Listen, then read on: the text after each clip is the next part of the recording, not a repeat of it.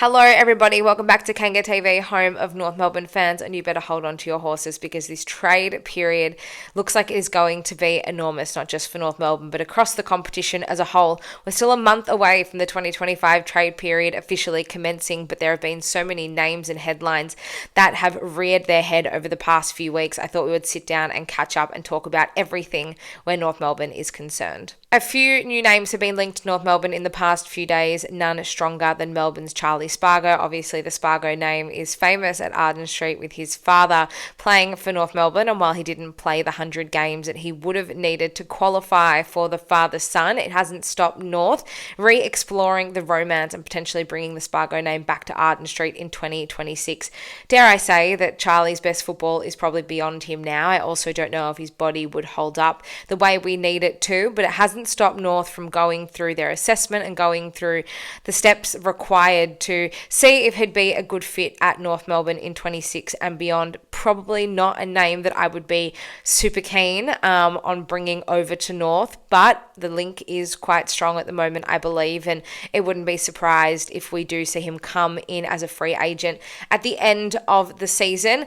The other Melbourne D who has been linked to North Melbourne is Jake Lever. I would absolutely feel a need that we have. He's a really rock solid defender. He's also been a great leader for the Dees over the past few seasons since he's been there.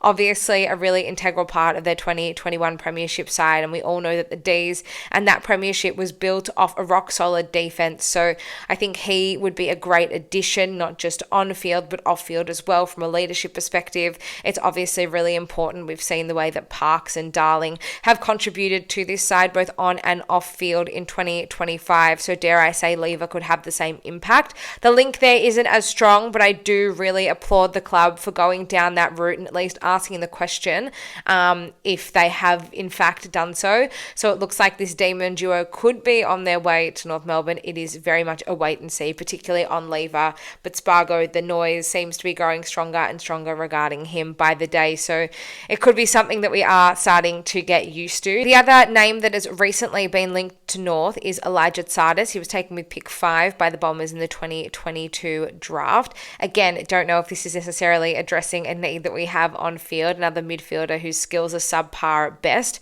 not really a bigger body, and I actually think he's been in and out of the side at the Bombers this year. I just don't know, again, what the idea is with bringing him across. I know that he's very, very good friends with George Wardlaw, but as far as I'm aware, there's no need to pacify any unrest or any ideas about George leaving North. That is just not something that has ever been spoken about or ever been a concern, so I don't know why bringing a friend of his would be required from an off-field perspective anyway. Again, it just feels like we have these needs and these holes in our list that are so glaringly obvious, and we are doing everything we can to not address them, which is a little bit concerning. And I know that we do have some younger players that we do need to start bringing into the side and getting games into, but having a little bit of experience and having a little bit of depth never hurt no one. I mean, you look at our small defender stocks in 2025, every single man in that position was injured and unavailable for a lot of the season. So I do hope that we do find a way to bring in appropriate depth and appropriate players as required.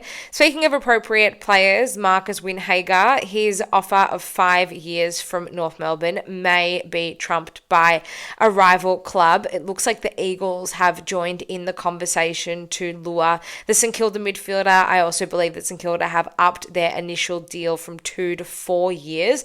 So it looks like the bidding war for his signature may be a little bit harder, but there is no news or no reason as to say why we're out of that conversation just as yet. Brandon Starcevic, though, that looks like it is off the table. It appears that he will either stay at Brisbane or go to West Coast. It doesn't look like that early link between us and Starcevic will come to fruition. So where does that leave the remaining North Melbourne players who are still without a contract? Well, the Herald Sun reported this week that no further delistings would be made until after the best and fairest at the very least, which is still a week and a half away. there were murmurs that both CCJ and Zach Banch had contracts on the table and had yet to be finalised. There is still no further news on either of those guys. So as far as we know, there may be something on the table, but nothing confirmed from the club and no further word about those either. And finally, a little bit of off-field news, and Triple Premiership player Luke Bruce may be looking to reunite with Alistair Clarkson at Arden Street in 2026. He announced a couple of weeks ago that he'll be retiring at season's end. Of course, Hawthorn playing finals when their finals campaign is over. So will be his career, but there is belief that Clarko is interested in bringing Bruce across on a coaching role, potentially a development role, and there's no doubt that he would be a great addition to our young players, in particular, being able to help them develop both on and off the field. Again, great leadership. He knows what it's like to be in not one but two successful eras at Hawthorn. He's had some time with Sam Mitchell in recent years, and then of course a premiership player, premiership hero under Clarko. So I think again it would be great to have him come through the doors of Arden Street. We know what an impact Liam Shields had on field in 23-24, and then in the recruitment role this season as well. I don't think this is one where you can go wrong. I think it would be a great addition to our side as well. What are you thinking about all of the latest trade news to come from North Melbourne at the moment? Feel free to leave your thoughts in the comments down below. We can also keep the conversation going on socials as always. Kanga TV show across Instagram, Facebook, X and email. I'm sure we'll be back very, very soon with some more trade news, but until then, go Roos.